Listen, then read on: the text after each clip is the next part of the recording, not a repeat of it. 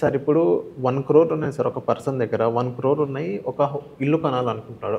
మొత్తం lump sum amount home మీద invest చేయడం మంచిదా? I mean without any loans. Okay. లేదా సెకండ్ స్టేజ్ మనం చూసుకున్నట్లయితే ఇందులో ఒక 20% డౌన్ పేమెంట్ చేసుకొని ఏదైతే 80 lakhs ఉందో ఆ 80 lakhs వేరే దాని మీద ఇన్వెస్ట్ చేసుకొని మిగతా 80 lakhs హోమ్ సంబంధించి లోన్ తీసుకోవడం మంచిదా?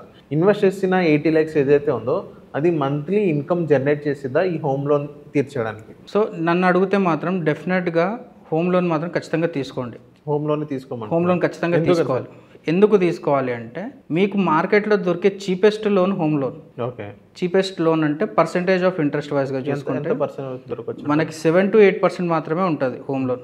9% ఉంటే మీరు దాన్ని చేంజ్ చేసుకోవచ్చు, వేరే బ్యాంకర్ దగ్గరికి వెళ్ళి 7 to 8% వరకు తీసుకోవచ్చు. 7 to 8% ఎందుకు చీపెస్ట్ లోన్ అంటున్నానంటే మనకి ఇన్ఫ్లేషన్ వచ్చేసి 6% ఇండియాలో. సో మీకు బ్యాంక్లో ఇంట్రెస్ట్ రేట్ ఎంత హోమ్ లోన్కి? 7 to 8%. సో అంటే మీరు నెట్ తీసుకునేదంట 2% లేకపోతే 3%, మ్యాక్స్ టు మ్యాక్స్ 3%. అంటే మీరు 3%కి మీరు 50 లక్షలు కోటి రూపాయలు మీకు లోన్ వస్తుంది. దాన్ని మీరు వదిలిపెట్టుకోవడం ఎందుకు? సో అందుకే ఖచ్చితంగా హోమ్ లోన్ తీసుకోండి. అది ఫస్ట్ థింగ్. సెకండ్ థింగ్ వచ్చేసి ఎందుకు హోమ్ లోన్ తీసుకోమని చెప్తున్నాను, మాకు ఆల్రెడీ క్యాష్ ఉన్నా అంటే మీరు హోమ్ లోన్ తీసుకొని దాని ఈఎంఐ వస్తుంది కదా. ఇప్పుడు సపోజ్ ₹1,00,00,000 ఫ్లాట్ అనుకుందాం. ₹1,00,00,000 ఫ్లాట్కి ఈఎంఐ మనకు ఎంత ఉంటుంది? 80,000 ఉంటుంది. సో 80,000 మీరు ఎవ్రీ మంత్ కట్టాలి, అంతే కదా. మీ టార్గెట్ 80,000 కదా. సరే మీ దగ్గర ఇన్కమ్ లేదు, తక్కువ ఉంది అనుకున్నా సరే నేను చెప్తాను. సో మీకు ఆల్రెడీ క్యాష్ 1 crore ఉంది. 1 crore నుంచి మీరు మ్యూచువల్ ఫండ్స్లో ఇన్వెస్ట్ చేశారనుకుందాం. మ్యూచువల్ ఫండ్స్లో ఇన్వెస్ట్ చేసి సిస్టమేటిక్ విత్డ్రాల్ ప్లాన్ మీరు ఆప్ట్ చేసుకున్నారు. సో అక్కడ మనకు థంబ్ రూల్ ఏంది అంటే ఎవ్రీ 1 crore మీరు 75,000 నుంచి 80,000 వరకు మీరు విత్డ్రాల్ చేసుకోవచ్చు. క్యాపిటల్ తగ్గిపోకుండా, క్యాపిటల్ పెరగడం అంటే మనకు మంత్ ఎంత సార్?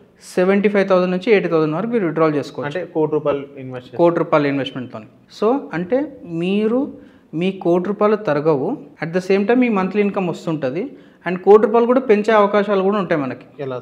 ఇదే ఎస్డబ్ల్యూపీ ప్లాన్లో కరెక్ట్గా ఫండ్ సెలెక్షన్ కరెక్ట్గా చేసుకున్నాము అంటే ఎవ్రీ 5 yearsకి ఎవ్రీ 10 yearsకి మీరు 10% 20% ఇంకా పెంచుకోవచ్చు. అంటే 80,000 దగ్గర మీరు 90,000 1 lakh కూడా తీసుకోవచ్చు.